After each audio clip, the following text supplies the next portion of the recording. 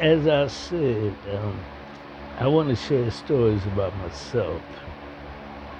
And this here story here is a shame from myself to me. And not only that, as I said before, your ego is your fucking biggest enemy. It ain't nobody standing on the streets that's your biggest enemy. Your biggest enemy is your ego. Okay. So it was this situation. I'm not gonna make this long, but I, I, I, I was a born renegade. I ain't never been a good nigga. I don't follow no motherfucking body's rules. That don't work for me.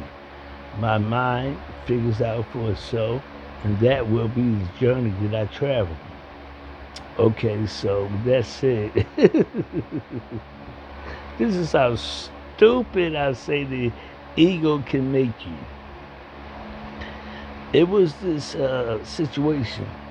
I shared this on something else, but where it was on my 17th birthday that I had gotten high on some cough syrup, and I had drank more of it than I ever drank before, and it generally took about like you know.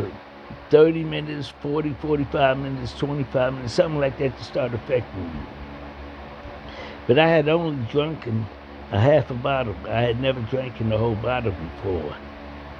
And this was my 17th birthday. I drank the whole fucking bottle, calling myself celebrating. And then I going down to high school. Now, I'm one of them motherfuckers. Yeah, I didn't go to school to go to class or anything to the sword. I went to the school to sell some weed, to eat, and to hang out. That's what I was in there for. But on this day, on my birthday, I had drank this shit.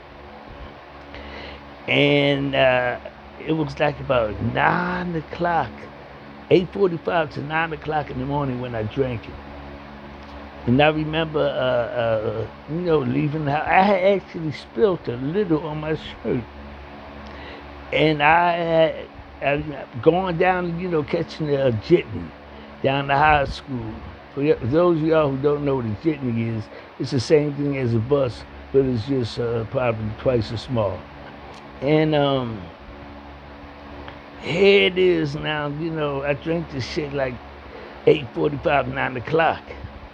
Now here I get down to high school, it's like 9:30 something. Homeroom was at 10:45, so at 10:25, 10:45, no, what is it?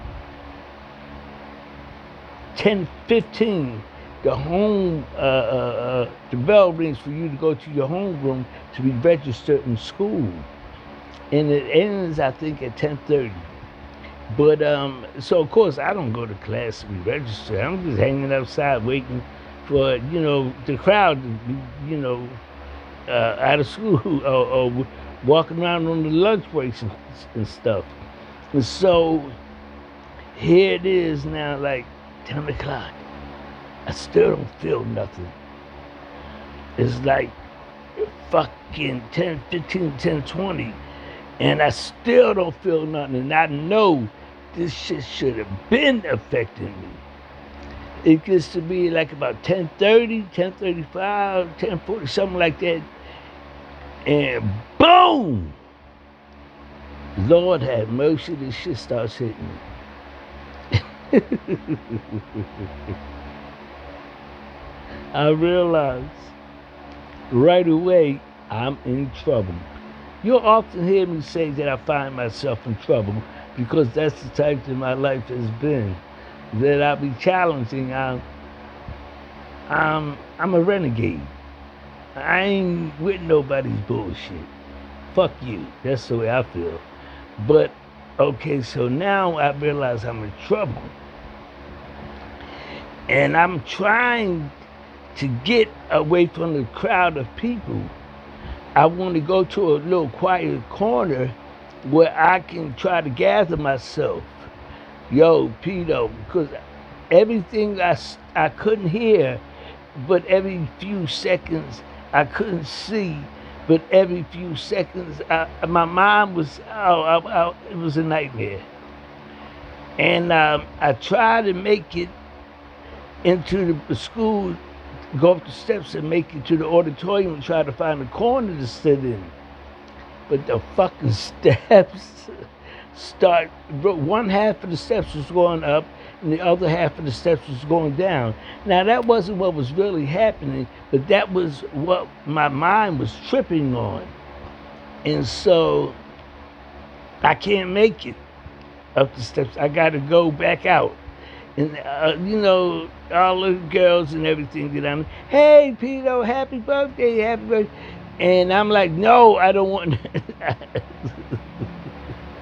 I don't want nobody to say nothing to me because I'm only hearing every few words. I'm only seeing every few fucking seconds.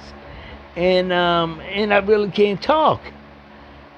And I end up making it, the old high school was a side of, it was called the shop. You know, when you go in there, learn how to carve wood, learn how to do shit, they call it shop class. But I couldn't do nothing but make it to the steps. And at the steps, I had went on the trip. I was on the planet. I was by myself.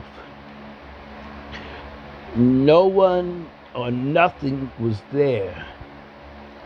The only thing that was there, and I can't even tell you how I was able to see myself there, but I was balled down, like in a total crawled up, not on the side, but on my knees to my forehead, like in a prostrated position.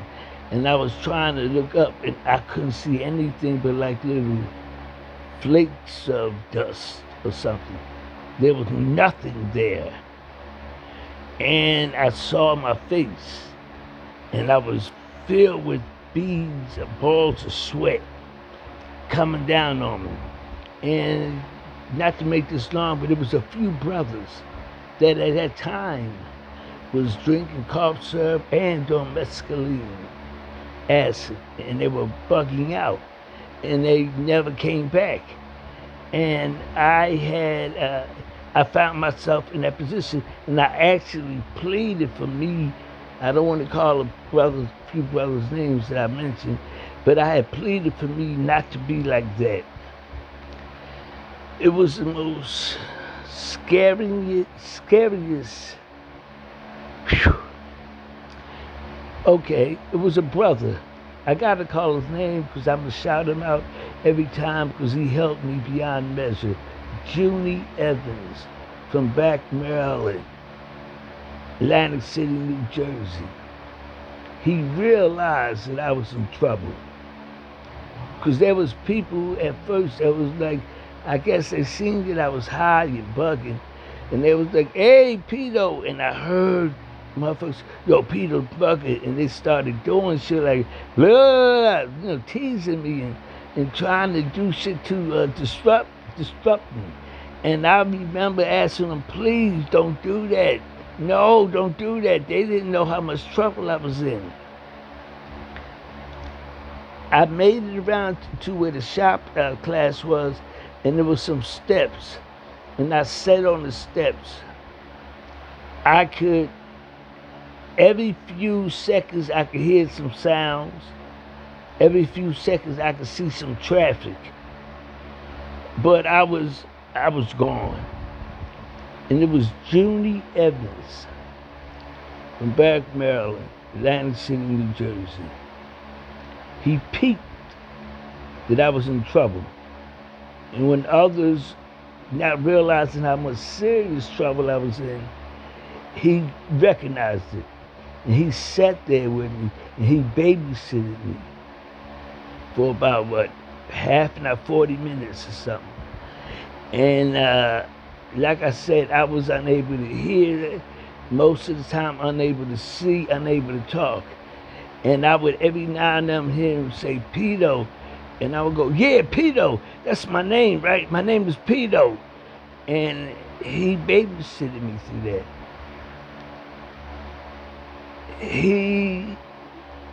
I wish I could bless to this day. I'm telling you.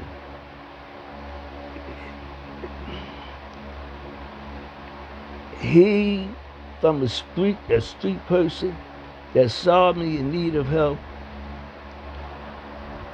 no one did more for me than what he did at that moment in time. But now I'm going to shame myself because of all the blessings that he bestowed upon me. I was in a position, you know, you in school, girls like you. You like girls. And I'm not going to mention any other names now, but it was a girl that was someone that had did something for me so great. His brother's girl. And we became attracted to each other. And so you know how teenagers do. There's not no loyalty necessarily at, you know, at those ages. You're just experiencing. And it was a certain avenue, certain street that they hung on. The group of people that I'm talking about that they hung on. I was from uptown.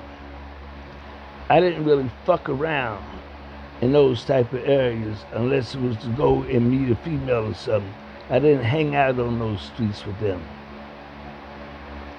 But now here I got one of their girls. My dumb ass, egotistical ass. All I had to do was walk down a different street. But what did I do? I walked down the street where her boyfriend, his brother, and all of his friends were, like it didn't mean nothing. That's how disrespectful and egotistical you could be to your own demise. All right, I'm gonna cut this short. It came to a fight that unfolded. And I was hit in the back of the head.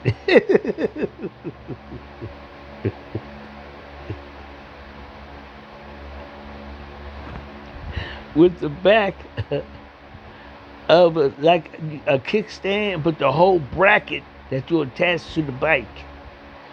And the motherfucker smacked me right in the back of my motherfucking shit.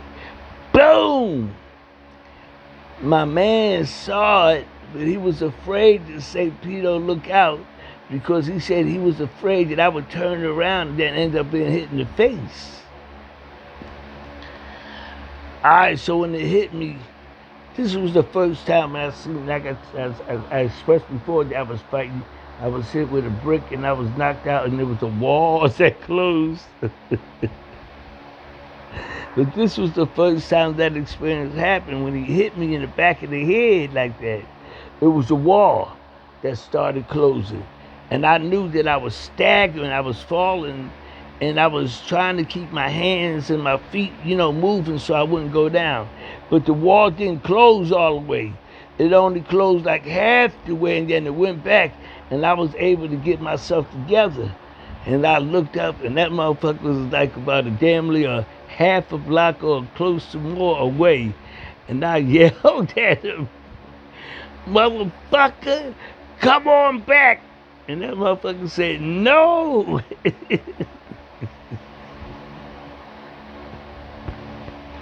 But here's the thing.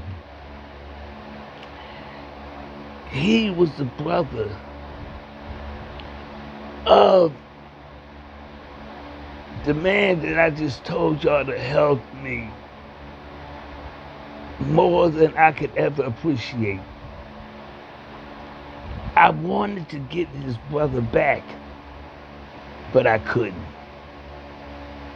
The grace that he had bestowed upon me and my ignorance from fashioning his girl in front of him, his brother, and all of their friends, my reward was I had to eat that.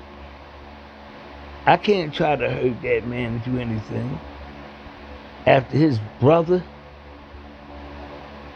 did what he did for me, and I knew that it was all my error, all I had to do was walk down a different block, nobody would have known that I was dealing with her. But like I told you, and I'm going to say it again and again, your ego is your worst fucking enemy. All right, y'all, let's finish this.